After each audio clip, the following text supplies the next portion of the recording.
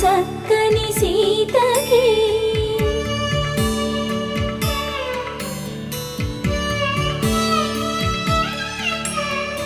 ఎర్ర జాబిలి చేయి రాముడేడని అడుగుతుంటే